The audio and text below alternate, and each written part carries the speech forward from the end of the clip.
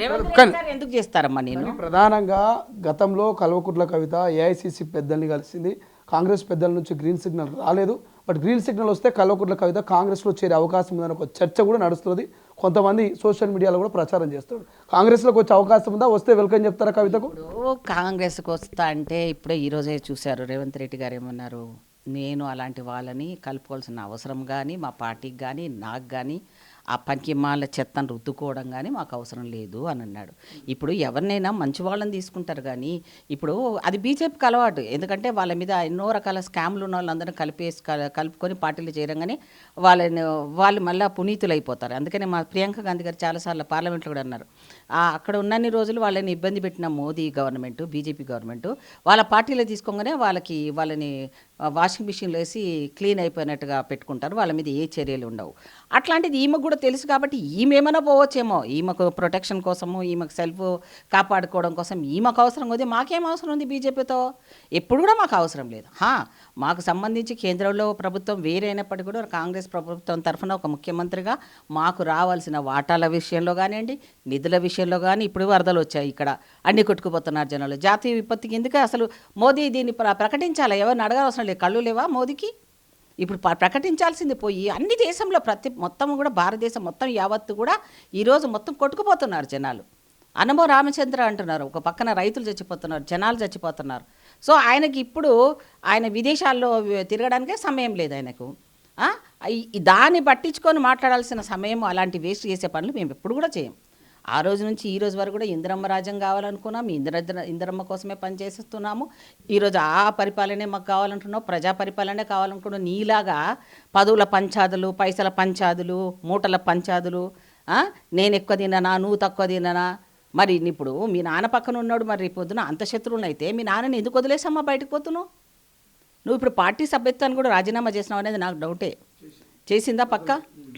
మరి రాజీనామా చేస్తే నాకేమైనా పర్వాలేదు త్యాగధైర్యులాగా మాట్లాడుతున్నావు కదా. నీది ఏమైనావు అంటే అంత ధైర్యంగా నీకు ఎవరిస్తారమ్మా ధైర్యము? మేమైతే ఎట్టి పరిస్థితుల్లో ఇవ్వమనేది నాకైతే ఖచ్చితంగా. ఎందుకంటే కాంగ్రెస్ పార్టీ వాళ్ళు ఎవరు కూడా టీఆర్ఎస్ గవర్నమెంట్ మీద ఇన్ని వేల కడుపు కట్టి మన తెలంగాణ బిడ్డలు ఉసురు పోసుకొని ఇంతమంది చావు కారణమైపోయి ఇంతమంది డబ్బులన్నీ తినేసారు వీళ్ళు అనే కదా ఈరోజు ఖాళీ ఖజానాతో ఎంతోమంది బిడ్డలకు ఉపాధిని కూడా ఇవ్వలేకపోతున్నారు ముఖ్యమంత్రి గారి కానీ మేము కూడా. అయినా కూడా కింద మీద పడి రైతులను ఆదుకుంటున్నాము. ప్రతి దగ్గర ప్రతి కార్యక్రమాన్ని కూడా ఎక్కడ కూడా మేము వదిలిపెట్టడం లేదు.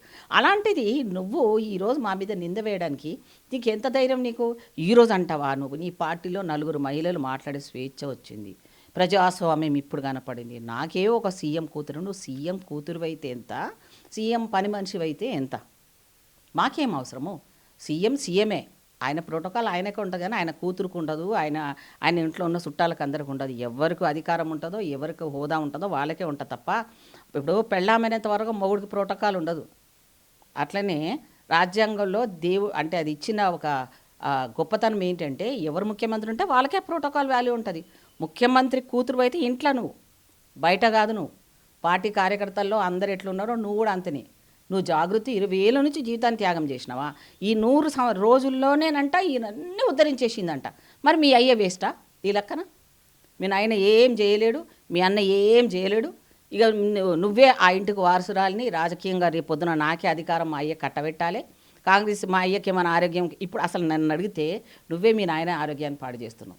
రేపొద్దున ఆయనకు ఒక పక్కన ఈ టెన్షన్ పెట్టుకుంటాడా, నీ టెన్షన్ పెట్టుకుంటాడా? ఆయన హెల్త్ ప్రాబ్లం ఏమనే ఆయనకి ఏమైనా అయ్యిందంటే తెలంగాణ వాళ్ళు అందరూ కూడా నిన్ను వచ్చి నీ మామూలుగా నీ పని పెట్టారు అందరూ. ఇప్పటికే అందరికీ చాలా కోపం వస్తుంది. ఆ మహిళలు మాట్లాడారంటే అవును మాట్లాడతారు వాళ్ళు, కార్యకర్తలకు ఆ రైట్ ఉంది. నువ్వు తెలంగాణలో ఎవరి బిడ్డగా మాట్లాడావు, నువ్వు అంత హుకుంగా మాట్లాడుతున్నావు అంటే నీకు ఆ ధైర్యం ఎక్కడిది? నీ ధైర్యం ఎక్కడా? నీవు సంపాదించుకున్న సంపాదనే నీ ధైర్యం. ఈరోజు నువ్వు పార్టీ పెట్టే లెవెల్ స్థాయికి నువ్వు ఎదిగిపోయినావు. జాగృతి అనే ఒక సంస్థకు ఆఫీస్ ఓపెన్ చేసినావు, ఈరోజు ప్రెస్ మీట్ పెట్టినావు. అసలు ఆ తండ్రే కనుక నీకు ఆ పోస్టే ఇవ్వకపోయినంటే, మేమే కనుక కాంగ్రెస్ పార్టీ ఈరోజు తెలంగాణ ఇవ్వకపోతే నువ్వెక్కడ అధికారం ఉంటుండే, నీ పార్టీ ఎక్కడ అధికారంలో ఉంటుండే? ఇప్పుడు కూడా మీకు బుద్ధి రావాలి కదా. పార్టీని ఓడిపోయి మూల కూర్చున్న ఆయనను కూడా నువ్వు బతకనియకుండా నువ్వు పెట్టిన పెంటనే ఇప్పుడు ఎక్కువ అయిపోతుంది ఇప్పుడు. సో కాబట్టి కవిత అనే మనిషి ఒక ఆడబిడ్డగా ఉండాలి, గౌరవంగా ఉండాలి. తల్లిదండ్రుల అమ్మ నాన్న ఇల్లు పుట్టింటి వాళ్ళ గౌరవం కాపాడాలి. నువ్వు ఎక్కడ కాపాడావు తల్లి? తిహార్ జైలుకి పోయినప్పుడే సంఖ నాకు ఇచ్చినావు వాళ్ళని. ఇంకా మాట్లాడడానికి నీకు నైతిక అర్హత ఎట్లుందో నాకైతే అసలు ఇప్పటిదాకా ఎవరు స్పేర్ చేయకూడదు నన్ను అడిగితే. అసలు ఆమె ఎందుకు పోయింది? ఇంకా మా డాడీ రాలేదు, మా డాడీ రాకపోతే ఏమవుతుంది, మా అన్నని నేను కాపాడుకుంటా అంటే మీ అన్నకు చేత కదా? మీ అన్నకి ఏమి అన్ని రకాల బుర్ర పని చేయట్లేదా? మీ అన్నకు తెలియలేదని చెప్తున్నావు. అసలు హరీష్ రావు ముందు మా అన్నకు తెలియలేదు అమాయకుడు అని చెప్తున్నావా, లేదా వేస్ట్ అని చెప్తున్నావు మీ అన్నను?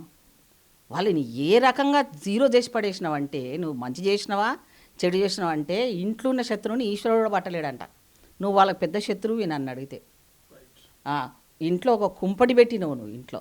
ఇప్పుడు తల్లి పిల్లని మాట్లాడుకోకుండా, తండ్రి బిడ్డను మాట్లాడకుండా, పెళ్ళాము మొగుడుతో మాట్లాడకుండా నీ చెల్లెనే తిట్టిందిరా అని ఆయన పెళ్ళాం కేటీఆర్ పాపం కేటీఆర్ని ఆయన పెళ్ళామే తిట్టొచ్చు. నువ్వు ముఖ్యమంత్రి ఎట్లా కాలేవు, నీ చెల్లెనే తిట్టింది అని చెప్పి ఆయనని తిట్టొచ్చు. అట్లనే వాళ్ళ డాడీని, ఇక నీ పని అయిపోయింది, ముసలాడు అయినావు, నువ్వు అన్ని ఇడిచిపెట్టేసేయి, నీతో అయితలేదు, నీ కొడుకుతో అయితలేదు, ఆ హరీష్ నమ్మకు నాకు పెట్టా అని నువ్వు అడగకనే నువ్వు చేస్తున్నావా? నువ్వు ఇప్పుడు అంటే నీకు పగ్గాలి నీ చేతికి రావాలనుకుంటున్నావా? సరిపోతలేదా ఇంకా నువ్వు చేసిన తప్పిదాలు?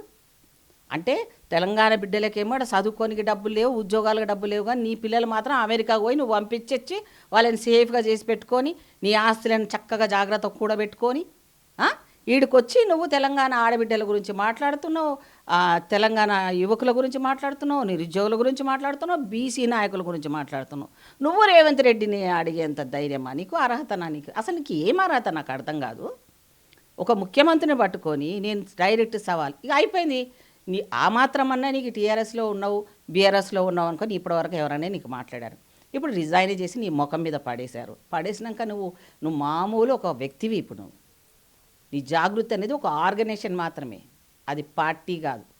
నువ్వు పార్టీ పెట్టిన రోజు, నీ ఉనికిని కాపాడుకున్న రోజు అప్పుడు మాట్లాడవన్నీ. అంతేగాని నీలాంటి వాళ్ళకి సమాధానం చెప్పాల్సిన అవసరం ముఖ్యమంత్రి గారికి లేదు. కాంగ్రెస్ పార్టీ దగ్గరికి వస్తే ఊరుకునే వాళ్ళు ఎవరు కూడా ఉండరు. అసలైన తొలి వెలుగు. ఫాలో వాట్సాప్ @తొలి వెలుగు official.